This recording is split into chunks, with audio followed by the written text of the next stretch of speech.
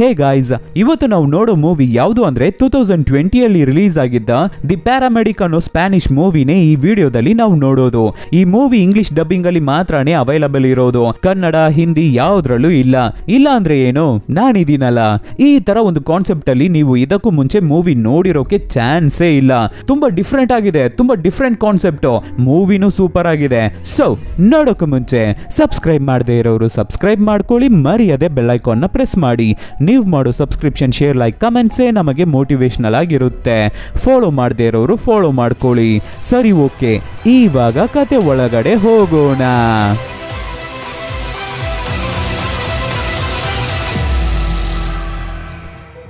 Opening scene ನಲ್ಲಿ ಎಲ್ಲೋ ಒಂದು ಜಾಗದಲ್ಲಿ ಆಕ್ಸಿಡೆಂಟ್ ಆಗಿ ಒಂದು ಕಾರು ತಲೆ ಕೆಳಗೆ ಬಿದ್ದಿದೆ. ಅದರಲ್ಲಿ ಇಬ್ಬರು ಸಾಯೋ ಸ್ಟೇಜ್ ಅಲ್ಲಿ ಹುಡುಗಿರು ಬಿದ್ದಿದ್ದಾರೆ. ಆವಾಗ ಅಲ್ಲಿಗೆ ಒಂದು ಆಂಬ್ಯುಲೆನ್ಸ್ ಬರುತ್ತೆ. ಆ ಆಂಬ್ಯುಲೆನ್ಸ್ ಇಂದ ಒಬ್ಬ ಕೆಳಗಡೆ ಇಳಿತಾ ಇದ್ದಾನೆ. ಇವನೇ ಈ ಕಥೆಯ ಹೀರೋ. ಆವಾಗ ಇನ್ನೊಬ್ಬ ಆ ಆಂಬ್ಯುಲೆನ್ಸ್ ಇಂದ ಕೆಳಗಡೆ ಇಳಿತಾ ಇದ್ದಾನೆ. ಇವನು ನಮ್ಮ ಹೀರೋ ಅವನ ಫ್ರೆಂಡು, ಆ ಆಂಬ್ಯುಲೆನ್ಸ್ ಗಾಡಿನ ಓಡಿಸ್ತಾ ಇರೋ ಡ್ರೈವರ್. ಆ ಆಕ್ಸಿಡೆಂಟ್ ಅಲ್ಲಿ ತಲೆ ಕೆಳಗೆ ಬಿದ್ದಿರೋ ಒಂದು ಲೇಡಿ ಹತ್ರ ಆಂಬ್ಯುಲೆನ್ಸ್ ಡ್ರೈವರ್, ಏನಿಗೂ ಹೆದರ್ಕೋಬೇಡಿ, ನಾವಿದೀವಿ, ನಾವು ಕಾಪಾಡ್ತೀವಿ ಅಂತ ಧೈರ್ಯ ಕೊಡ್ಬೇಕಾದ್ರೆ, ಈ ಕಡೆ ನಮ್ಮ ಹೀರೋ ಇನ್ನೊಬ್ಬಳು ಅದೇ ಆಕ್ಸಿಡೆಂಟ್ ಅಲ್ಲಿ ಸಿಗಾಕೊಂಡಿರ್ತಾಳೆ ಅಲ್ವಾ, ಅವಳನ್ನ ಹೊರಗಡೆ ತೆಗಿತಾ ಇದ್ದಾನೆ. ಆಮೇಲೆ ಫ್ರೆಂಡ್ ಮತ್ತೆ ಹೀರೋ ಇಬ್ಬರು ಸೇರಿ ಏಟಾಗಿರೋ ಆ ಹುಡುಗಿನ ಎತ್ತಿ ಸ್ಟ್ರಕ್ಚರ್ ಅಲ್ಲಿ ಮಡಗಬೇಕಾದ್ರೆ ಇನ್ನ ತುಂಬಾ ಆಂಬ್ಯುಲೆನ್ಸ್ ಅಲ್ಲಿಗೆ ಬರುತ್ತೆ. ಸೊ ಏಟಾಗಿರೋ ಹುಡುಗಿರನ್ನ ಎತ್ಕೊಂಡು ಹಾಸ್ಪಿಟಲ್ಗೆ ಹೋಗ್ತಾರೆ. ಸ್ವಲ್ಪ ದಿನಗಳ ನಂತರ ನಮ್ಮ ಹೀರೋ ಮತ್ತೆ ಅವನ ಹೆಂಡತಿ ಅಂದ್ರೆ ಹೀರೋಯಿನ್ ಇಬ್ಬರು ಸೇರಿ ಏಣಿಕಾಗೋ ತುಂಬಾನೇ ಕಷ್ಟ ಪಡ್ತಾ ಇದ್ದಾರೆ. ಏನು ಅಂದ್ರೆ ಇಬ್ಬರಿಗೂ ತುಂಬಾ ವರ್ಷಗಳಿಂದ ಮಗುನೇ ಇಲ್ವಂತೆ.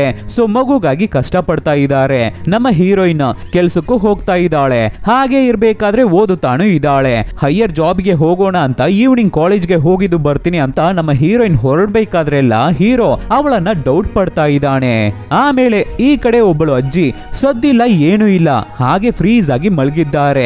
ಸೊ ನಮ್ಮ ಆಂಬ್ಯುಲೆನ್ಸ್ ಗೆ ಫೋನ್ ಬರುತ್ತೆ. ನಮ್ಮ ಹುಡುಗರು ತಕ್ಷಣ ಹೊರಡ್ತಾರೆ. ಹೋಗಿ ಚೆಕ್ ಮಾಡಿ ನೋಡಿದ್ರೆ ಅಜ್ಜಿ ತೀರೋಗ್ಬಿಟ್ಟಿದ್ದಾಳೆ. ಇಲ್ಲಿ ನಮ್ಮ ಹೀರೋ ಈ ತರ ಕಾಪಾಡೋಕೆ ಬರ್ತಾನೆ ಅಲ್ವಾ, ಆವಾಗ ಮನೆಗಳಲ್ಲಿ ಸಿಗೋ ಸಣ್ಣ ಪುಟ್ಟ ಥಿಂಗ್ಸ್ ಗಳನ್ನ ಯಾರಿಗೂ ಗೊತ್ತಾಗದೆ ಕದ್ಕೊಂಡು ಹೋಗ್ತಾ ಇದ್ದಾನೆ.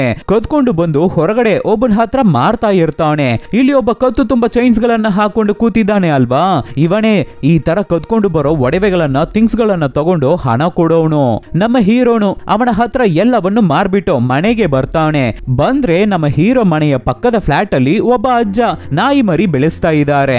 ಅದು ನಮ್ಮ ಹೀರೋ ಮನೆ ಮುಂದೆ ಬಾತ್ರೂಮ್ ಮಾಡ್ಬಿಟ್ಟು ಹೋಗ್ಬಿಟ್ಟಿದೆ.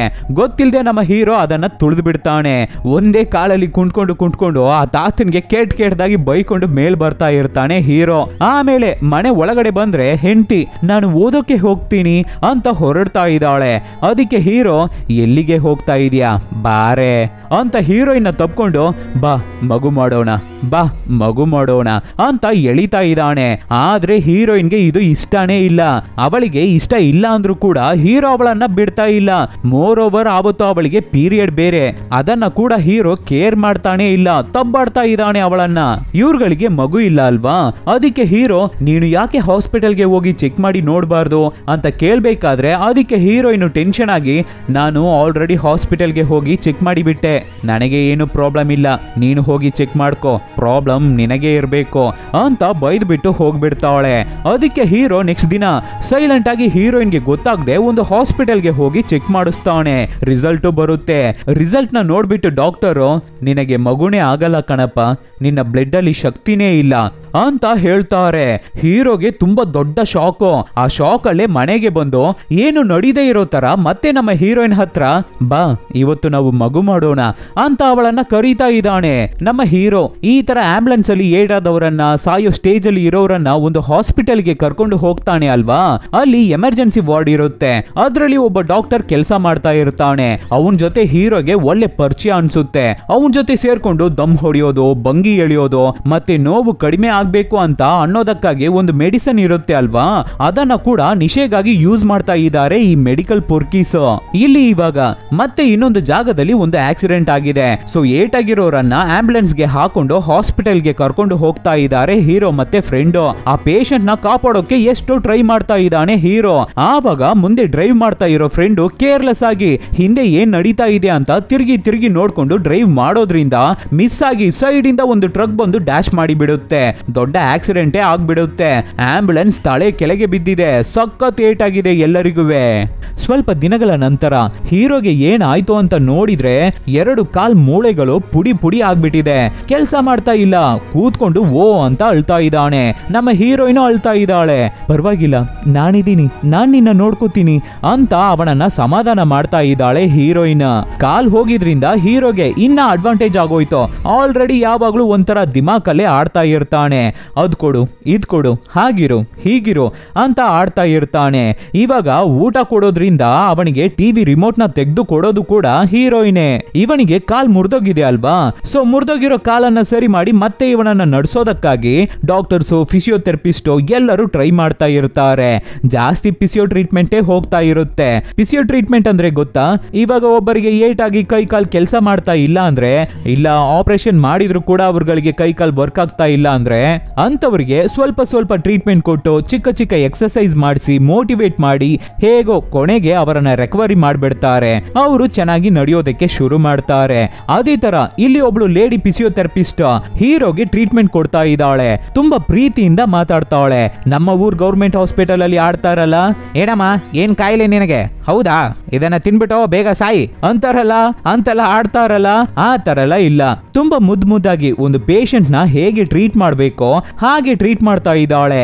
ಆದ್ರೆ ಈ ಹೀರೋ ಇದಾನಲ್ಲ, ಬಾಯನ್ನ ತೆಗಿದ್ರೇನೆ ಸಾಕು ವಿಷ. ಅವನ್ ಮಾತನ್ನ ಕೇಳಿದ್ರೇನೆ ನಮಗೇನೆ ಬ್ಯಾಕ್ ಉರಿಯುತ್ತೆ, ಆ ತರ ಮಾತಾಡ್ತಾ ಇದ್ದಾನೆ. ಎಕ್ಸಾಂಪಲ್, ಊಟ ಆಯ್ತಾ ಅಂತ ನಾವು ಕೇಳಿದ್ರೆ ಅದಕ್ಕೆ ಹೀರೋ ಮಾಡಿಲ್ಲ ಅಂದ್ರೆ ನೀನ್ ಕೊಡಿಸ್ತೀಯಾ, ಇಲ್ಲ ನನಗೆ ತಿನ್ನಿಸ್ಕೊಡ್ತೀಯಾ, ಆ ತರ ಮಾತಾಡ್ತಾ ಇದ್ದಾನೆ ಹೀರೋ. ಹೀಗೆ ದಿನಗಳು ಹೋಗ್ತಾ ಇದೆ. ಒಂದು ದಿನ ನಮ್ಮ ಹೀರೋ ಅವನ ಫ್ರೆಂಡು ಅದೇ ಆಂಬ್ಯುಲೆನ್ಸ್ ನ ಡ್ರೈವ್ ಮಾಡಿ ಆಕ್ಸಿಡೆಂಟ್ ಮಾಡಿದ್ನಲ್ಲ, ನಮ್ಮ ಹೀರೋನ ನೋಡೋಕೆ ಮನೆಗೆ ಬಂದಿದ್ದಾನೆ. ಕೈಯಲ್ಲಿ ಗಿಫ್ಟ್ ಫ್ಲವರ್ಸ್ ಅಂತ ತಂದು ಕೊಟ್ಬಿಟ್ಟು, ಸಾರಿ ಮಚ್ಚ ನನ್ನ ಕ್ಷಮಿಸ್ಬಿಡು ಅಂತ ಕ್ಷಮೆ ಕೇಳ್ತಾ ಇದ್ದಾನೆ. ಆಕ್ಸಿಡೆಂಟ್ ಅಲ್ಲಿ ಈ ಫ್ರೆಂಡಿಗೆ ಏನು ದೊಡ್ಡದಾಗಿ ಏಟೇ ಆಗಿಲ್ಲ, ಜಸ್ಟ್ ತಲೆಯಲ್ಲಿ ಮಾತ್ರ ಚಿಕ್ಕದಾಗಿ ಸ್ಕ್ರಾಚಸ್ ಆಗಿದೆ ಅಷ್ಟೇ. ಆದ್ರೆ ನಮ್ಮ ಹೀರೋಗೇನೆ 2 ಕಾಲು ಹೋಗ್ಬಿಟ್ಟಿದೆ. ಸೊ ನಮ್ಮ ಹೀರೋ ಸಿಕ್ಕಾಪಟ್ಟೆ ಟೆನ್ಷನ್ ಆಗಿ ಅವನಿಗೆ ಬೈದು ಮನೆಯಿಂದ ಹೊರಗಡೆ ಕಳಿಸ್ತಾನೆ. ಆಮೇಲೆ ಹೆಂಡತಿ ಮೇಲೆ ಡೌಟ್ ಪಡೋ ನಮ್ಮ ಹೀರೋ ಅವಳಿಗೇನೆ ಗೊತ್ತಾಗದೆ ಅವಳ ಫೋನ್ ಅಲ್ಲಿ ಹ್ಯಾಕಿಂಗ್ ಅಪ್ಲಿಕೇಶನ್ ಒಂದನ್ನ ಡೌನ್ಲೋಡ್ ಮಾಡಿ ಇಡ್ತಾ ಇದ್ದಾನೆ. ಅದು ಹೀರೋಯಿನ್ಗೂ ಗೊತ್ತಾಗಲ್ಲ. ಹೈಡ್ ಮಾಡಿ ಇಡೋ ಆಪ್ಷನ್ ಇದೆ ಆ ಅಪ್ಲಿಕೇಶನ್ ಅಲ್ಲಿ. ಆಮೇಲೆ ಹೀರೋಯಿನ್ ಹತ್ರ ನನಗೆ ಐಸ್ ಕ್ರೀಮ್ ತಿನ್ಬೇಕು ಅನಿಸ್ತಿದೆ, ನೀನು ಸ್ವಲ್ಪ ಅಂಗಡಿಗೆ ಹೋಗಿ ತಗೊಂಡು ಬರ್ತೀಯಾ ಅಂತ ಹೆಂಡತಿನ ಅಂಗಡಿಗೆ ಕಳಿಸ್ಬಿಟ್ಟು ಸಿಸ್ಟಮ್ ಮುಂದೆ ಕೂತ್ಕೋತಾ ಇದ್ದಾನೆ. ಆ ಅಪ್ಲಿಕೇಶನ್ ಏನ್ ಮಾಡುತ್ತೆ ಅಂದ್ರೆ, ಅವಳಿಗೆ ಯಾರಾದ್ರೂ ಕಾಲ್ ಮಾಡಿದ್ರೆ ಅದನ್ನ ಹೀರೋ ಇಲ್ಲಿ ಸಿಸ್ಟಮ್ ಅಲ್ಲೇ ಕೂತ್ಕೊಂಡು ಚೆಕ್ ಮಾಡಬಹುದು. ರೆಕಾರ್ಡಿಂಗ್ ವಾಯ್ಸ್ ಕೂಡ ಕೇಳುತ್ತೆ. ಕ್ಯಾಮರಾನ ಕೂಡ ಓಪನ್ ಮಾಡಿ ಯಾರ ಜೊತೆ ಇದ್ದಾಳೆ, ಎಲ್ಲಿದ್ದಾಳೆ ಅಂತ ಚೆಕ್ ಮಾಡಬಹುದು. ಅದು ಮಾತ್ರ ಇಲ್ಲ, ನಮ್ಮ ಹೀರೋಯಿನ್ ಎಲ್ಲಿಗೆಲ್ಲ ಹೋಗ್ತಾ ಇದ್ದಾಳೆ, ಯಾವ್ದ್ರಲ್ಲಿ ಹೋಗ್ತಾ ಇದ್ದಾಳೆ, ಯಾವ ಪ್ಲೇಸ್ ಅಲ್ಲಿ ಇದ್ದಾಳೆ ಅಂತ ಕೂಡ ಅಂತ ಫೋನ್ ಲೊಕೇಶನ್ ನ ಕೂಡ ಟ್ರ್ಯಾಕ್ ಮಾಡಬಹುದು. ಈ ತರ ಒಂದು ಕಂಪ್ಲೀಟ್ ಟ್ರ್ಯಾಕಿಂಗ್ ಅಪ್ಲಿಕೇಶನ್ ನ ಅವಳ ಫೋನಿಗೆ ಇನ್ಸ್ಟಾಲ್ ಮಾಡಿಬಿಟ್ಟು ಅವಳನ್ನ ಲ್ಯಾಪ್ಟಾಪ್ ಇಂದ ಮಾನಿಟರ್ ಮಾಡ್ತಾ ಇದ್ದಾನೆ ಹೀರೋ. ಆಲ್ರೆಡಿ ಇವಾಗ ನಮ್ಮ ಹೀರೋಯಿನ್ ಓದುತ್ತಾ ಇದ್ದಾಳೆ ಅಲ್ವಾ, ಇವಾಗ ಸಂಪಾದನೆ ಸಾಕಾಗ್ತಾ ಇಲ್ಲ ಅಂತ ಪಾರ್ಟ್ ಟೈಮ್ ಜಾಬ್ ತರ ಏನಾದ್ರೂ ಮಾಡೋಣ ಅಂತ ಟ್ರೈ ಮಾಡ್ತಾ ಇದ್ದಾಳೆ. ಅಂದ್ರೆ ಕಾಲ್ ಸೆಂಟರ್ ಅಲ್ಲಿ ಪಾರ್ಟ್ ಟೈಮ್ ಜಾಬ್ ಸಿಕ್ಕಿದೆ. ಅದ್ರಲ್ಲೂ ಮನೇಲೆ ಕೂತ್ಕೊಂಡು ಕೆಲಸ ಮಾಡಬಹುದು, ವರ್ಕ್ ಫ್ರಮ್ ಹೋಮ್ ತರ. ಆ ತರ ಕೆಲಸ ಮಾಡ್ತೀನಿ ಅಂತ ಹೀರೋಯಿನ್ ಹೇಳ್ಬೇಕಾದ್ರೆ ಅದಕ್ಕೆ ಹೀರೋ ಟೆನ್ಷನ್ ಆಗಿ, ಹೋಗು ಏನ್ ಮಾಡೋದಾಗಿದ್ರು ನಿನ್ನ ರೂಮ್ ಅಲ್ಲಿ ಹೋಗಿ ಮಾಡು ಅಂತ ಬೈದು ಕಳಿಸ್ತಾನೆ. ನಮ್ಮ ಹೀರೋಯಿನ್ ಸಪ್ಪಿಗೆ ಅದೇ ತರ ಅವಳ ರೂಮಿಗೆ ಬಂದು ಕಾಲ್ ಸೆಂಟರ್ ಕೆಲಸ ಮಾಡ್ತಾ ಇರ್ತಾಳೆ. ಈ ಕಡೆ ಹೀರೋ ನಿಜವಾಗ್ಲೂ ಅವಳು ಕೆಲಸ ಮಾಡ್ತಾ ಇದ್ದಾಳ, ಇಲ್ಲ ಅವನ ಜೊತೆನಾದ್ರೂ ಮಾತಾಡ್ತಾ ಇದ್ದಾಳ ಅಂತ ಹ್ಯಾಕಿಂಗ್ ಸಾಫ್ಟ್ವೇರ್ ಹಾಕಿ ಇಟ್ಟಿದ್ದಾನೆ ಅಲ್ವಾ, ಅದ್ರಲ್ಲಿ ನೋಡ್ತಾ ಇದ್ದಾನೆ. ಪಾಪ ನಮ್ಮ ಹೀರೋಯಿನ್ ನಿಜವಾಗ್ಲೂ ಕಾಲ್ ಸೆಂಟರ್ ಕೆಲಸವನ್ನೇ ಮಾಡ್ತಾ ಇದ್ದಾಳೆ. ಕಸ್ಟಮರ್ ಕಾಲ್ಸ್ ಅನ್ನೇ ಅಟೆಂಡ್ ಮಾಡಿ ಮಾತಾಡ್ತಾ ಇರೋದು. ಹಾಗೆ ಒಂದು ದಿನ ರಾತ್ರಿ ಹೀರೋ ಮಲ್ಗಿರ್ಬೇಕಾದ್ರೆ ಸಡನ್ ಆಗಿ ಅವನಿಗೆ ಕಾಲು ನೋವು ಬರುತ್ತೆ. ತಡ್ಕೊಳ್ಳೋಕೆ ಆಗ್ತಾ ಇಲ್ಲ, ಅವನಿಗೆ ಜೀವನೇ ಹೋಗ್ತಾ ಇದೆ. ಪಕ್ಕದಲ್ಲಿ ಬೇರೆ ಹೆಂಡತಿನ ಕಾಣ್ತಾ ಇಲ್ಲ. ಸೊ ಹೀರೋನೇ ಹೇಗೋ ಕಷ್ಟಪಟ್ಟು ಎದ್ದು ವೀಲ್ ಚೇರಿಗೆ ಕೂತ್ಕೊಂಡು ಪೇನ್ ಕಿಲ್ಲರ್ ಟ್ಯಾಬ್ಲೆಟ್ಸ್ ನ ತಗೋತಾನೆ. ಮತ್ತೆ ಈ ತರ ಯಾವತ್ತು ಕಷ್ಟನ ಅನುಭವಿಸಬಾರ್ದು ಅಂತ ಆ ಟ್ಯಾಬ್ಲೆಟ್ಸ್ ಬಾಟಲ್ ನ ಅವನು ಮಲ್ಗೋ ಬೆಡ್ ಅಡಿಗೆನೆ ಇಟ್ಬಿಟ್ಟು ಮಲ್ಕೋತಾನೆ. ಆದ್ರೆ ಈ ನೋವಿಗೆ ಕಾರಣ ಹೀರೋಯಿನೇ ಅನ್ನೋ ತರ ಅವಳ ಮೇಲೆ ಟೆನ್ಷನ್ ಆಗ್ತಾ ಇದ್ದಾನೆ ಹೀರೋ. ಡೌಟ್ ಪಡ್ತಾ ಇದ್ದಾನೆ. ಡೌಟ್ ಏನು, ಇವಾಗ ಇವನಿಗೆ ಆಗಿದ ಕಷ್ಟಕ್ಕೆ ಹೀರೋಯಿನೇ ಕಾರಣ ಅಂತ ಬೈತಾ ಇದ್ದಾನೆ ಅವಳನ್ನ. ಎಲ್ಲಿಗೆ ಹೋಗಿದ್ದೆ, ಅರ್ಜೆಂಟ್ಗೆ ಫೋನ್ ಮಾಡಿದ್ರೆ ನಿನ್ನ ಫೋನ್ ಕೂಡ ಸ್ವಿಚ್ ಆಫ್ ಆಗಿದೆ, ನಾನು ಇಲ್ಲಿ ನೋವಿನಲ್ಲಿ ಕಿರ್ಚ್ಕೋತಾ ಇದ್ದೀನಿ, ನೀನು ಯಾವನ ಜೊತೆ ಹೋಗಿ ಮಲಗ್ಬಿಟ್ಟು ಬರ್ತಾ ಇದೀಯಾ ಅಂತ ಬೈತಾ ಇದ್ದಾನೆ. ಅಷ್ಟೇ ಹೀರೋಯಿನ್ಗೂ ಈ ಮಾತುಗಳು ಉರಿಯುತ್ತೆ. ಹೀಗೆ ದಿನಗಳು ಕಳೆಯುತ್ತೆ.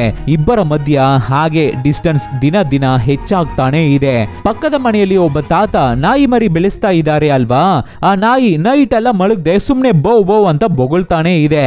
ಅದ್ರಲ್ಲಿ ಉರ್ಕೊಳ್ಳೋ ನಮ್ಮ ಹೀರೋ ನೆಕ್ಸ್ಟ್ ದಿನ ಬೆಳಿಗ್ಗೆ ಆ ನಾಯಿಗೆ ಹಾಕೋಕೆ ಅಂತಾನೆ ಒಂದು ಮಾಂಸ ಖಂಡವನ್ನ ತಗೋತಾ ಇದ್ದಾನೆ. ಹಪ್ಪ ಪರವಾಗಿಲ್ಲ, ಪ್ರಾಣಿಗಳ ಹತ್ರವಾದ್ರೂ ಪ್ರೀತಿಯಿಂದ ಇದಾನಲ್ಲ ಅಂತ ನಾವು ಅನ್ಕೊಂಡ್ರೆ ಆ ಮಾಂಸ ಖಂಡ ಇದೆಯಲ್ಲ ಅದ್ರ ಒಳಗಡೆ ಸಣ್ಣ ಸಣ್ಣ ಪಿನ್ಸ್ ಗಳನ್ನ ಚುಚ್ಚಿಟ್ಟು ಯಾರಿಗೂ ಗೊತ್ತಾಗದೆ ಇರ್ಬೇಕಾದ್ರೆ ಆ ನಾಯಿನ ಕರೆದು ಅದಕ್ಕೆ ಆ ಮಾಂಸವನ್ನು ಹಾಕ್ತಾ ಇದ್ದಾನೆ ಹೀರೋ.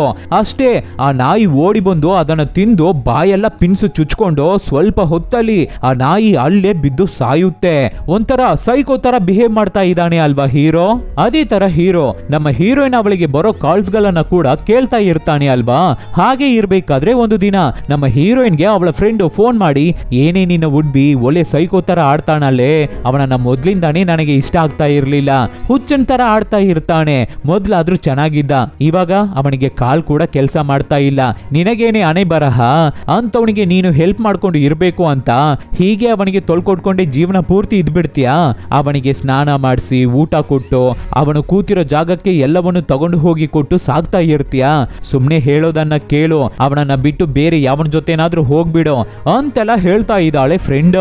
ಹೌದು, ನಮ್ಮ ಹೀರೋ ಹೀರೋಯಿನ್ ಗಂಡ ಹೆಂಡತಿ ಇಲ್ಲ, ಜಸ್ಟ್ ಲಿವಿಂಗ್ ಟುಗೆದರ್ ರಿಲೇಶನ್ಶಿಪ್ ಅಲ್ಲಿ ಇದ್ದಾರೆ ಅಷ್ಟೇ.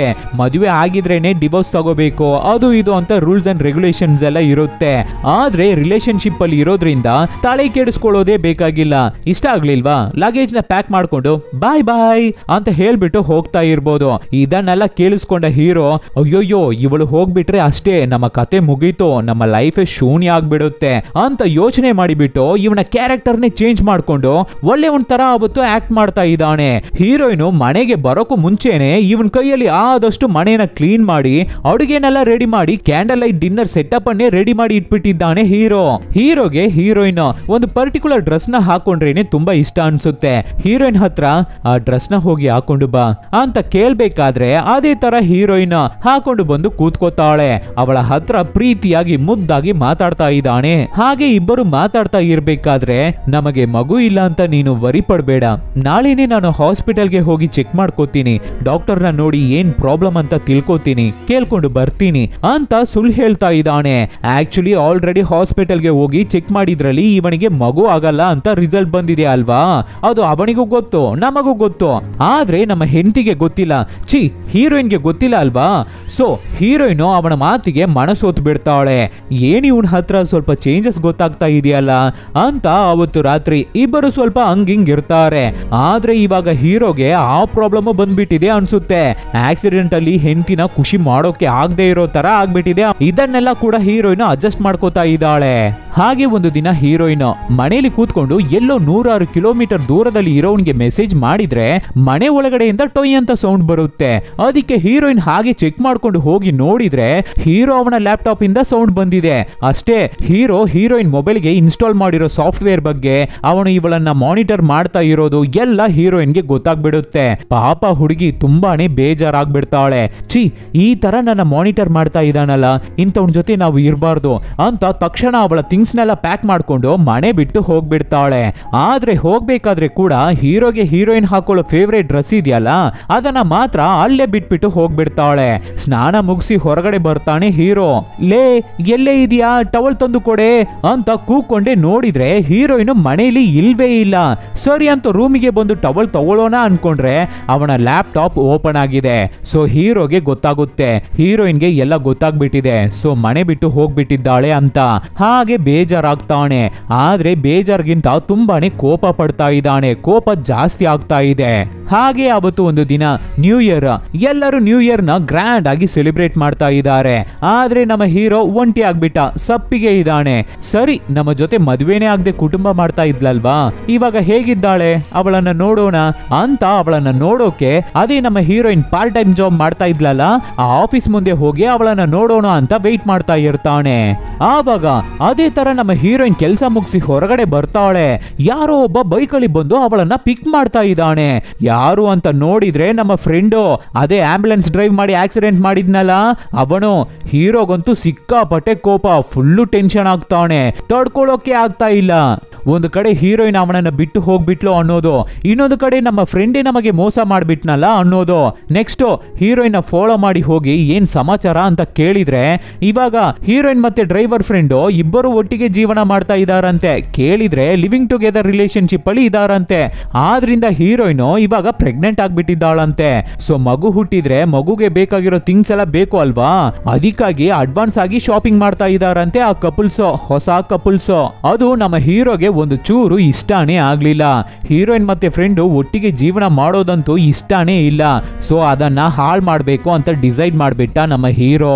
ಅದಕ್ಕೆ ಒಬ್ಬ ಡಾಕ್ಟರ್ ಇದ್ದಾನಲ್ಲ ನಮ್ಮ ಹೀರೋ ಏನೇ ಕೇಳಿದ್ರು ಕೊಡೋಕೆ, ಅದೇ ಎಮರ್ಜೆನ್ಸಿ ವಾರ್ಡ್ ಡಾಕ್ಟರು, ಅವ್ರ ಹತ್ರ ಹೋಗಿ ನನಗೆ ಕಾಲ್ ನೋವು ತುಂಬಾ ಜಾಸ್ತಿ ಆಗ್ತಾ ಇದೆ, ಅದರಿಂದ ನನಗೆ ರಿಲೀಫ್ ಬೇಕು, ಅನಸ್ತಿಷಿಯಾ ಇದ್ರೆ ಕೊಡಿ ತಗೋತೀನಿ ಅಂತ ಕೇಳ್ತಾ ಇದ್ದಾನೆ ಹೀರೋ.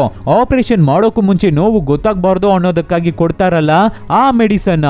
ಸರಿ ಒಂದು ಬಾಟಲ್ನ ತಗೊಂಡು ಹೋಗ್ತಾನೆ ಅನ್ಕೊಂಡ್ರೆ ಆ ಡಾಕ್ಟರ್ಗೆನೆ ಗೊತ್ತಿಲ್ಲದೆ ಸುಮಾರು ಬಾಟಲ್ಸ್ ಗಳನ್ನ ತಗೊಂಡು ಬಂದ್ಬಿಡ್ತಾ ಇದ್ದಾನೆ ಹೀರೋ.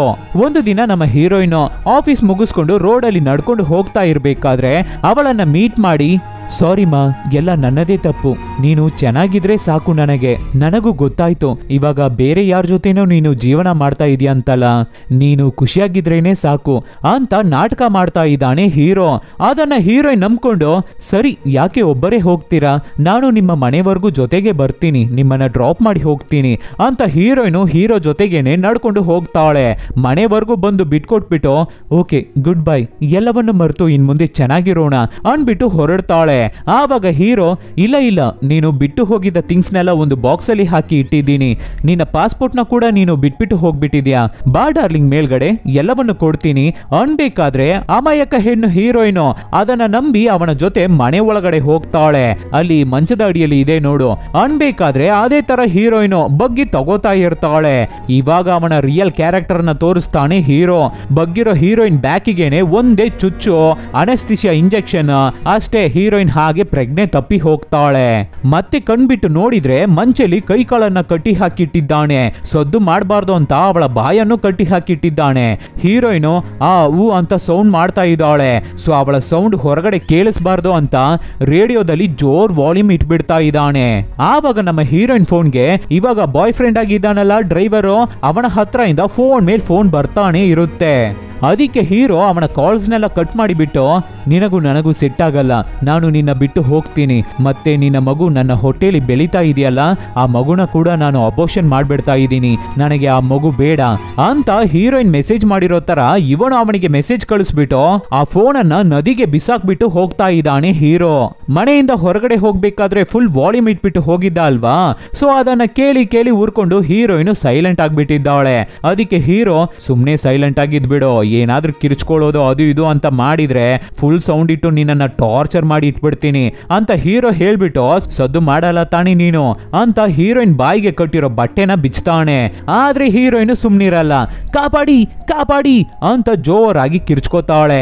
ಅದಕ್ಕೆ ಹೀರೋ ಮತ್ತೆ ಒಂದು ಇಂಜೆಕ್ಷನ್ ಹಾಕಿ ಅವಳನ್ನ ಅನ್ಕಾನ್ಶಿಯಸ್ ಮಾಡ್ತಾನೆ. ಅವಳನ್ನ ಹೊಡೆದು ಅಬ್ಯೂಸ್ ಮಾಡೋಕೆ ಸ್ಟಾರ್ಟ್ ಮಾಡ್ತಾನೆ. ಆವಾಗ ಯಾರೋ ಬಾಕುಲ್ ಕುಟ್ಟೋ ಹಾಗೆ ಸದ್ದು ಕೇಳುತ್ತೆ. ಸೊ ಡೋರ್ನ ಓಪನ್ ಮಾಡಿ ನೋಡಿದ್ರೆ ಪಕ್ಕದ ಮನೆಯಲ್ಲಿ ಒಬ್ಬ ಅಜ್ಜ ಇದಾರಲ್ಲ ಅವರು, ಏನಪ್ಪ ನಿನ್ನ ಮನೆಯಲ್ಲಿ ಸದ್ದು, ನೈಟ್ ಎಲ್ಲ ನಿದ್ದೆ ಮಾಡೋಕೆ ಆಗ್ಲಿಲ್ವಲ್ಲ ಅಂತ ಕೇಳ್ಬೇಕಾದ್ರೆ ಅದಕ್ಕೆ ಹೀರೋ ಟೆನ್ಷನ್ ಆಗ್ಬಿಟ್ಟು, ನಿನ್ನ ನಾಯಿ ಮಾತ್ರ ಏನೋ ಒಂದು ವಾರ ನಿದ್ದೆ ಮಾಡೋಕೆ ಬಿಡ್ಲಿಲ್ಲ, ನನ್ನ ನೈಟ್ ಎಲ್ಲ ಬೊಗಳ್ತಾನೆ ಇತ್ತು, ನಾನು ಒಂದು ದಿನ ರೇಡಿಯೋದಲ್ಲಿ ಸೌಂಡ್ ಇಟ್ಟು ಹಾಡು ಹಾಕಿದಕ್ಕೆ ಏನು ಅಂತ ಕೇಳ್ಕೊಂಡು ಬಂದ್ಬಿಟ್ಟ ನೀನು ಅಂತ ಬೈತಾ ಇದ್ದಾನೆ ಹೀರೋ. ಈ ತಾತನ್ಗೂ ಏನೋ ಹಳೆ ಫ್ಲಾಶ್ ಬ್ಯಾಕ್ ಇದೆ, ಇವರ ಹೆಂಡತಿಗೆ ಹುಷಾರ್ ತಪ್ಪೋಗುತ್ತೆ. ಆವಾಗ ಇವರು ಸಾಕ್ತಾ ಇರೋದು ಒಂದೇ ಒಂದು ನಾಯಿ ಮರಿ ಅಷ್ಟೇ. ಹೆಂಡತಿಗೆ ಹುಷಾರ್ ಹುಷಾರ್ ತಪ್ಪಿದ ತಕ್ಷಣ ಅವರನ್ನ ಹಾಸ್ಪಿಟಲ್ಗೆ ಕರ್ಕೊಂಡು ಹೋಗ್ಬೇಕು. ಆದ್ರೆ ಹಾಸ್ಪಿಟಲ್ಗೆ ನಾಯಿನ ಕರ್ಕೊಂಡು ಹೋಗೋಕೆ ಆಗುತ್ತಾ? ಇಲ್ಲ ಅಲ್ವಾ? ಸೊ ಫ್ಲಾಟ್ ಅಲ್ಲೇ ಆ ನಾಯಿನ ಒಂಟಿಯಾಗಿ ಬಿಟ್ಟು ಹೋಗಿದ್ದಾರೆ ತಾತ. ಅದಕ್ಕೇನೆ ನಾಯಿ ಬೊಗಳ್ತಾನೆ ಇದ್ದಿದೆ. ಆವಾಗ ಕೂಡ ತಾತ, 1 ವಾರ ಅಷ್ಟೇ ತಮ್ಮ, ಆಮೇಲೆ ನನ್ನ ಹೆಂಡತಿ ರೆಕವರ್ ಆಗ್ಬಿಡ್ತಾಳೆ, ಆಮೇಲೆ ಮನೆಗೆ ಬಂದ್ಬಿಡ್ತೀವಿ, ಡಿಸ್ಟರ್ಬೆನ್ಸ್ ಎಲ್ಲ ಏನು ಇರಲ್ಲ ಅಂತ ಹೇಳಿರ್ತಾರೆ. ಆದ್ರೆ ಅಷ್ಟರಲ್ಲಿ ಹೀರೋ ಆ ನಾಯಿನ ಕೊಂದಿದ್ದಾನೆ. ಆವಾಗ ಮನೆ ಒಳಗಡೆಯಿಂದ ಹೀರೋಯಿನು ಅಂತ ಸದ್ದು ಮಾಡೋದು ತಾತನ್ಗೆ ಕೇಳಿಸುತ್ತೆ. ಅದಕ್ಕೆ ತಾತ, ಏನಪ್ಪ ಹುಡುಗಿರು ಕಿರ್ಚ್ಕೊಳ್ಳೋ ಹಾಗೆಲ್ಲ ಸದ್ದು ಕೇಳ್ತಾ ಇದೆಯಲ್ಲ?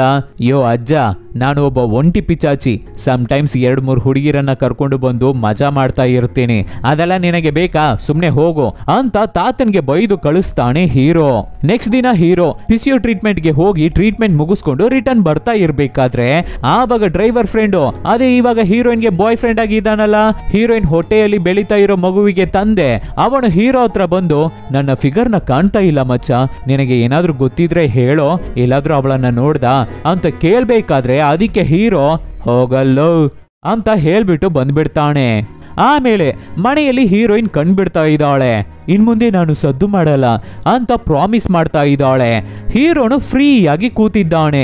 ಏನು ಅಂತ ನೋಡಿದ್ರೆ ಅವಳ ಕಾಲಿಗೆ ಇಂಜೆಕ್ಷನ್ ಹಾಕಿದ್ದಾನೆ. ಆದ್ರಿಂದ ಹೀರೋಯಿನ್ಗೂ ಹೀರೋ ತರನೇ ಕಾಲ್ 2 ಕೆಲಸ ಮಾಡ್ತಾ ಇಲ್ಲ.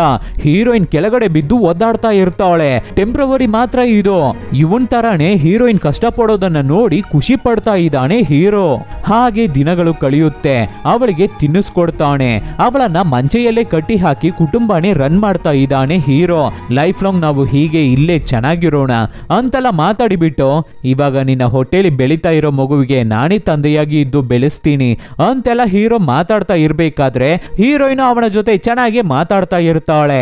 ಆದ್ರೆ ಸಡನ್ ಆಗಿ ಎಣ್ಣೆ ಬಾಟಲ್ನ ತಗೊಂಡು ಅವನ ತಲೆಗೆ ಒಂದು ಹೊಡೆದ್ಬಿಟ್ಟು ಮೇನ್ ಡೋರ್ ಹತ್ರ ಹೋಗಿ ನನ್ನ ಕಾಪಾಡಿ ಅಂತ ಕಿರ್ಚ್ಕೋತಾ ಇರ್ತಾಳೆ. ಆವಾಗ ಹೀರೋ ಮತ್ತೆ ಇಂಜೆಕ್ಷನ್ ತಗೊಂಡು ಅವಳ ಪೊಟೆಕ್ಸಿಗೇನೆ ಒಂದೇ ಚುಚ್ಚು, ಅಷ್ಟೇ ಹೀರೋಯಿನ್ ಮತ್ತೆ ಅನ್ಕಾನ್ಶಿಯಸ್ ಆಗ್ತಾಳೆ. ಆವಾಗ ಸ್ವಲ್ಪ ಹೊತ್ತಲ್ಲಿ ಪಕ್ಕದ ಮನೆ ತಾತ ಬಂದು, ಏನಪ್ಪ ಇವಾಗ ಸದ್ದು ಆಯ್ತು? ಕೇಳಿದ್ರೆ ನಿನ್ನ ಹೆಂಡತಿ ನಿನ್ನ ಜೊತೆ ಇಲ್ಲ, ಅವಳು ನಿನ್ನನ್ನ ಬಿಟ್ಬಿಟ್ಟು ಹೋಗ್ಬಿಟ್ಲು ಅಂತ ಹೇಳ್ದೆ. ಆದ್ರೆ ಹೆಂಗಸರು ನಿನ್ನ ಮನೆ ಒಳಗಡೆಯಿಂದ ಸದ್ದು ಮಾಡ್ಕೊಳ್ಳೋ ಹಾಗೆ ಸದ್ದು ಕೇಳ್ತಾ ಇದೆಯಲ್ಲ, ಏನೋ ಕೇಡಿ ಕೆಲಸ ಮಾಡ್ತಾ ಇದೀಯ ನೀನು ಅಂತ ಕೇಳ್ಬೇಕಾದ್ರೆ, ಸರಿ ಬಾ ಒಳಗಡೆ ಬಂದು ನೀನೇ ನೋಡ್ಕೋ ಅಂತ ಹೀರೋ ತಾತನ್ಗೆ ಹೇಳ್ಬೇಕಾದ್ರೆ ತಾತನು ಅರ್ಜೆಂಟ್ ಪಟ್ಕೊಂಡು ಒಳಗಡೆ ಬಂದು ನೋಡ್ತಾನೆ. ನೋಡಿದ್ರೆ ಹೀರೋಯಿನ್ ಅಲ್ಲಿ ಅನ್ಕಾನ್ಶಿಯಸ್ ಆಗಿ ಬಿದ್ದಿದ್ದಾಳೆ. ಹೀರೋ ತಲೆಯಿಂದ ಬೇರೆ ಬ್ಲಡ್ ಬರ್ತಾ ಇದೆ. ಸೊ ತಾತ ಇವನ್ನೆಲ್ಲ ನೋಡ್ಬಿಟ್ಟು, ನಾನು ಪೊಲೀಸ್ಗೆ ಫೋನ್ ಮಾಡ್ತೀನಿ ಅನ್ಬೇಕಾದ್ರೆ ಹೀರೋ ಕೈಯಲ್ಲಿ ಚಾಕು ಇಟ್ಟಿರ್ತಾನೆ. ಅಷ್ಟೇ, ಚಾಕುಯಿಂದ ಚುಚ್ಚಿ ತಾತಪ್ಪನ್ನ ಕೊಳ್ತಾನೆ. ಮುದುಕನ್ ಕತೆ ಮುಗೀತು. ಆದ್ರೆ ಇವಾಗ ಡೆಡ್ ಬಾಡಿನ ಊತಾಕ್ಬೇಕು ಅಲ್ವಾ? ಹೀರೋಗೆ ಇವಾಗ ನಿಂತ್ಕೊಳ್ಳೋಕೆ ಆಗಲ್ಲ ಅಲ್ವಾ? ಸೊ ಒಬ್ಬರಿಗೆ ಕಾಲ್ ಮಾಡಿ ಕರೀತಾ ಇದ್ದಾನೆ ಹೀರೋ. ಯಾರು ಅಂತ ನೋಡಿದ್ರೆ ಇವನು ಕದ್ಕೊಂಡು ಬರೋ ಥಿಂಗ್ಸ್ನೆಲ್ಲ ಒಬ್ಬ ಸೇಟು ತಗೊಂಡು ಹಣ ಕೊಡ್ತಾ ಇದ್ನಲ್ಲ, ಅವನು ಬರ್ತಾ ಇದ್ದಾನೆ. ಸೊ ಅವನ ಹತ್ರ ಹೀರೋ ಬರೋ ಹಣ ಎಲ್ಲವನ್ನು ಕೊಟ್ಟು, ಹೇಗಾದ್ರೂ ಈ ಡೆಡ್ ಬಾಡಿನ ಮಾತ್ರ ಇಲ್ಲಿಂದ ತಗೊಂಡು ಹೋಗ್ಬಿಡು ಅನ್ಬೇಕಾದ್ರೆ ಅದೇ ತರ ಮುದುಕನ್ ಡೆಡ್ ಬಾಡಿನ ಯಾರಿಗೂ ಗೊತ್ತಿಲ್ಲದೆ ಅಲ್ಲಿಂದ ಕ್ಲಿಯರ್ ಮಾಡಿ ಕೊಡ್ತಾನೆ ಸೇಟು. ಹಾಗೆ ದಿನಗಳು ಕಳೆಯುತ್ತೆ. ಸಡನ್ ಆಗಿ ಒಂದು ದಿನ ಯಾರೋ ಬಾಕಲ್ ಕೊಡ್ತಾ ಇದ್ದಾರೆ. ಏನು ಅಂತ ಹೀರೋ ಡೋರ್ನ ಓಪನ್ ಮಾಡಿ ನೋಡಿದ್ರೆ ಪೊಲೀಸ್ ಬಂದಿದ್ದಾರೆ. ಯಾಕೆ ಅಂದ್ರೆ ನಮ್ಮ ಡ್ರೈವರ್ ಫ್ರೆಂಡ್ ಹೀರೋಯಿನ್ ಮಿಸ್ಸಿಂಗ್ ಅಂತ ಪೊಲೀಸ್ ಹತ್ರ ಕಂಪ್ಲೇಂಟ್ ಮಾಡಿದ್ದಾನೆ. ಸೊ ಪೊಲೀಸ್ ಸುಮ್ನೆ ಚೆಕಿಂಗ್ಗೆ ಅಂತ ಬಂದಿದ್ದಾರೆ. ಪೊಲೀಸ್ ಚೆಕ್ ಮಾಡಿಬಿಟ್ಟು ವಿಚಾರಣೆ ಮಾಡಿಬಿಟ್ಟು ಹೋಗ್ತಾರೆ. ಆದ್ರೆ ಏನು ಕ್ಲೂನೇ ಸಿಗ್ಲಿಲ್ಲ ಪೊಲೀಸ್ಗೆ. ಆಮೇಲೆ ಹೀರೋ, ಏನಿವನು ಪೊಲೀಸ್ಗೆಲ್ಲ ಹೋಗ್ತಾ ಇದ್ದಾನಲ್ಲ, ಇದು ಸರಿ ಇಲ್ವಲ್ಲ ಅಂತ ಫ್ರೆಂಡಿಗೇನೆ ಗೊತ್ತಿಲ್ಲದೆ ಫ್ರೆಂಡ್ ಮನೆ ಒಳಗಡೆ ಹೋಗ್ತಾನೆ. ಹೀರೋ ಮತ್ತೆ ಫ್ರೆಂಡು ಇಬ್ಬರು ಫ್ರೆಂಡ್ಸ್ ಅಲ್ವಾ? ಸೊ ಕೀ ಎಲ್ಲಿರುತ್ತೆ ಅಂತ ಗೊತ್ತು. ಸೊ ನೈಸ್ ಆಗಿ ಮನೆ ಒಳಗಡೆ ಹೋಗಿ ಹೌಸ್ಕೊಂಡಿರ್ತಾನೆ ಹೀರೋ. ಫ್ರೆಂಡು ಸೂಸು ಹೋಗೋಣ ಅಂತ ಬಂದ್ರೆ ಸಡನ್ ಆಗಿ ಅವನನ್ನ ಅಟ್ಯಾಕ್ ಮಾಡಿ ಅವನಿಗೂ ಅನಸ್ತಿಷಿಯಾ ಇಂಜೆಕ್ಷನ್ ಹಾಕಿ ಅನ್ಕಾನ್ಶಿಯಸ್ ಮಾಡ್ತಾನೆ ಹೀರೋ. ನಂತರ ಅವನ ಬಾಯಿಗೆ ಡ್ರಗ್ಸ್ ನ ಹಾಕಿ ಫಿಲ್ ಮಾಡ್ತಾ ಇದ್ದಾನೆ. ಆಮೇಲೆ ಎಣ್ಣೆ ಬಾಟಲ್ ನ ತಗೊಂಡು ಅವನ ಬಾಯಿಗೆ ಸುರಿತಾ ಇದ್ದಾನೆ. ಹೀರೋಯಿನ್ ಮಿಸ್ ಆಗಿದ್ರಲ್ಲಿ ಫೀಲ್ ಮಾಡ್ಕೊಂಡು ಫುಲ್ಲು ಕುಡ್ದು ಫ್ರೆಂಡು ಸತ್ತೋಗ್ಬಿಟ್ಟ ಅನ್ನೋ ತರ ಡ್ರೈವರ್ ಫ್ರೆಂಡ್ ನ ಸಾಯಿಸ್ಬಿಟ್ಟು ಅಲ್ಲಿಂದ ಹೋಗ್ತಾ ಇದ್ದಾನೆ ಹೀರೋ. ಮತ್ತೆ ನೆಕ್ಸ್ಟ್ ದಿನ ಪೊಲೀಸ್ ಮನೆಗೆ ಬಂದು ಹೀರೋನ ವಿಚಾರಣೆ ಮಾಡ್ತಾರೆ. ಆದ್ರೆ ಏನು ಕ್ಲೂ ಸಿಗ್ಲಿಲ್ಲ ಅಂತ ಹೋಗ್ಬಿಡ್ತಾರೆ. ಆದ್ರೆ ಇವ್ರುಗಳು ಕೂತು ಮಾತಾಡಿದ್ದು ವಿಚಾರಣೆ ಮಾಡಿದ್ದಲ್ಲ ಹಾಳಲ್ಲಿ. ಪಕ್ಕದ ರೂಮ್ ಡೋರ್ ನ ಓಪನ್ ಮಾಡಿ ನೋಡಿದ್ರೇನೆ ಎಲ್ಲ ಗೊತ್ತಾಗ್ಬಿಡ್ತಾ ಇತ್ತು. ಹೀರೋಯಿನ್ ಅಲ್ಲಿ ಅನ್ಕಾನ್ಶಿಯಸ್ ಆಗಿ ಮಲ್ಗಿದ್ದಾಳೆ. ಆದ್ರೆ ಪೊಲೀಸು ಅದನ್ನ ಕೂಡ ಚೆಕ್ ಮಾಡ್ಲೇ ಇಲ್ಲ, ಹಾಗೆ ಹೋಗ್ಬಿಟ್ಟಿದ್ದಾರೆ. ಇವನೇ ಹ್ಯಾಂಡಿಕ್ಯಾಪ್, ಇವನ್ ಕೈಯಲ್ಲಿ ಏನ್ ಮಾಡೋಕೆ ಸಾಧ್ಯ ಅಂತ ಹೋಗ್ಬಿಟ್ಟಿದ್ದಾರೆ. ಹೀರೋಯಿನ್ ಕಾಲಿಗೆ ಇಂಜೆಕ್ಷನ್ ಹಾಕಿ ಅವಳನ್ನು ಕುಂಟಿ ಮಾಡಿಬಿಟ್ಟಿದ್ದಾನೆ ಅಲ್ವಾ ಹೀರೋ. ಅವಳಿಗೂ ಒಂದು ವೀಲ್ ಚೇರ್ ನ ಕೊಟ್ಟು ಕೂರ್ಸಿದ್ದಾನೆ. ಊಟ ಮಾಡ್ತಾರೆ, ಚೆನ್ನಾಗೇ ಇರ್ತಾರೆ ಇಬ್ಬರುವೆ. ಹೀರೋಯಿನ್ ಕ್ಯಾಶುವಲ್ ಆಗ್ಬಿಟ್ಟಿದ್ದಾಳೆ, ಕಿರ್ಚ್ಕೊಳ್ಳೋದಿಲ್ಲ, ಸದ್ ಮಾಡೋದಿಲ್ಲ, ಸೈಲೆಂಟ್ ಆಗ್ಬಿಟ್ಟಿದ್ದಾಳೆ. ಅವನ ಜೊತೆ ಚೆನ್ನಾಗೆ ಮಾತಾಡ್ತಾ ಇದ್ದಾಳೆ. ಆವಾಗ ಹೀರೋ ನನ್ನ ಮದ್ವೆ ಮಾಡ್ಕೋತ್ಯಾ ಅಂತ ಪ್ರಪೋಸ್ ಮಾಡ್ತಾ ಇದ್ದಾನೆ. ಅದಕ್ಕೆ ಹೀರೋಯಿನ್ ಏನು ಮಾತಾಡ್ತಾನೆ ಇಲ್ಲ, ಸೈಲೆಂಟ್ ಆಗಿದ್ದಾಳೆ. ಅದಕ್ಕೆ ಹೀರೋ ನೀನು ಒಪ್ಕೊಳ್ಳೋವರೆಗೂ ನಾನು ಕಾಯ್ತಾ ಇರ್ತೀನಿ ಡಾರ್ಲಿಂಗ್ ಅಂತ ಹೇಳ್ತಾನೆ. ಆಮೇಲೆ ಹೀರೋಯಿನ್ ನಾನು ಸ್ನಾನ ಮಾಡ್ಬೇಕು ಅಂತ ಹೇಳ್ಬೇಕಾದ್ರೆ ಬಾತ್ರೂಮ್ ಡೋರ್ ನ ಓಪನ್ ಮಾಡಿ ಕೊಟ್ಬಿಟ್ಟು ಹೀರೋನು ಅಲ್ಲೇ ಇರ್ತಾನೆ. ಅದಕ್ಕೆ ಹೀರೋಯಿನ್ ಪ್ಲೀಸ್ ನಿನ್ ಮುಂದೆ ಸ್ನಾನ ಮಾಡೋಕೆ ನನಗೆ ಒಂಥರ ಆಗ್ತಾ ಇದೆ, ನನ್ನ ಫ್ರೀ ಆಗಿ ಬಿಡು, ಡೋರ್ ನ ಕ್ಲೋಸ್ ಮಾಡ್ಕೊಂಡು ಹೋಗು, ನಾನು ಸದ್ದು ಮಾಡಲ್ಲ ಅಂತ ರಿಕ್ವೆಸ್ಟ್ ಮಾಡಿ ಕೇಳ್ಕೋಬೇಕಾದ್ರೆ ಸರಿ ಅಂತ ಹೀರೋನು ಡೋರ್ ನ ಕ್ಲೋಸ್ ಮಾಡಿ ಹೋಗ್ತಾನೆ. ಆಮೇಲೆ ಹೀರೋಯಿನ್ ಏನಾದ್ರೂ ಹೆಲ್ಪ್ ಸಿಗುತ್ತಾ ಅಂತ ಬಾತ್ರೂಮ್ ಒಳಗಡೆ ಚೆಕ್ ಮಾಡ್ತಾ ಇದ್ದಾಳೆ. ಆವಾಗ ಅವಳಿಗೆ ಒಂದು ನೈಲ್ ಕಟರ್ ಸಿಗುತ್ತೆ, ಅದನ್ನ ಹೌಸ್ ಇಟ್ಕೋತಾಳೆ. ನೈಟ್ ಆಗುತ್ತೆ. ಸೊ ಹೀರೋಯಿನ್ಗೆ ಇಂಜೆಕ್ಷನ್ ಕೊಟ್ಟು ಕೈ ಕಾಲನ್ನ ಕಟ್ಟಿ ಹಾಕಿ ಹೋಗ್ತಾನೆ. ಮತ್ತೆ ಅವಳಿಗೆ ಎಚ್ಚರ ಆದ್ರೂ ಕೂಡ ಅವಳು ಕಿರ್ಚ್ಕೋಬಾರ್ದು ಅಂತ ಬಾಯನ್ನು ಕಟ್ಟಿ ಹಾಕಿರ್ತಾನೆ.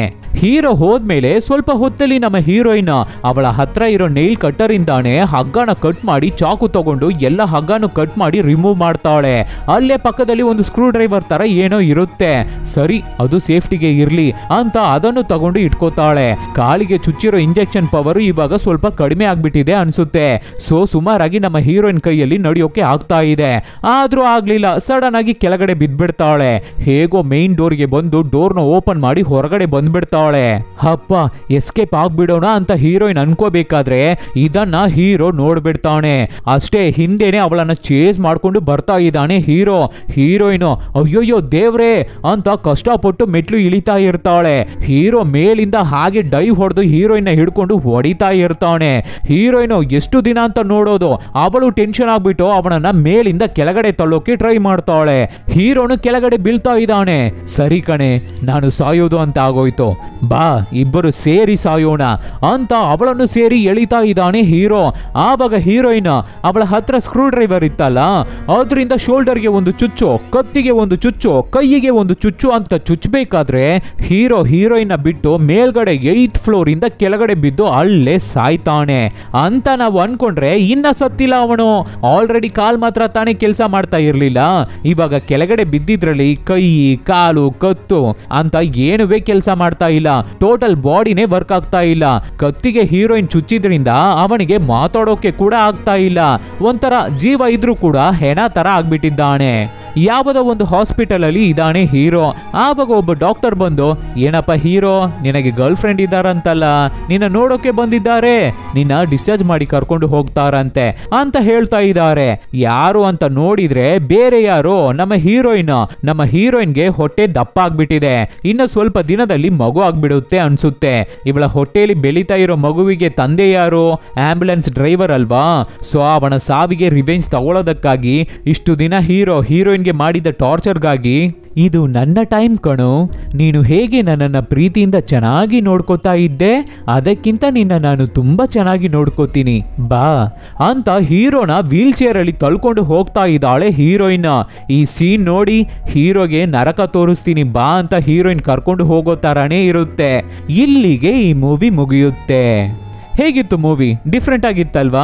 ಗಂಡ ಅಂದ್ರೆ ಹೆಂಡತಿ ಏನ್ ತಪ್ಪು ಮಾಡ್ತಾ ಇದ್ದಾಳೆ ಅಂತ ಅಪ್ಲಿಕೇಶನ್ ಡೌನ್ಲೋಡ್ ಮಾಡಿಟ್ಟು ಮಾನಿಟರ್ ಮಾಡಿ ಮಾನ ಮರ್ಯಾದೆ ಕಳ್ಕೊಳ್ಳೋನಲ್ಲ, ಎಲ್ಲ ರೀತಿಲೂ ಹೆಂಡತಿನ ಸ್ಯಾಟಿಸ್ಫೈ ಮಾಡಬೇಕು, ಬರೀ ಬೆಡ್ಡಲ್ಲಿ ಮಾತ್ರ ಇಲ್ಲ ಎಲ್ಲ ರೀತಿಯಲ್ಲೂ ಅಂತ ಡೈರೆಕ್ಟರ್ ಹೇಳ್ತಾ ಇದ್ದಾರೆ. ಸೊ ಈ ತರ ಡಿಫ್ರೆಂಟ್ ಆದ ಮೂವಿಗಳನ್ನ ನಾವು ನಿಮಗೆ ಕೊಡ್ತಾನೆ ಇರ್ತೀವಿ. ಅದಕ್ಕೆ ನೀವು ಮಾಡಬೇಕಾಗಿರೋದು ನಿಮ್ಮ ಸಪೋರ್ಟ್ ಮಾತ್ರ.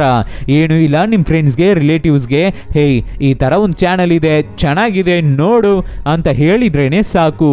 Soon catch you peoples with an another nice movie. Take care.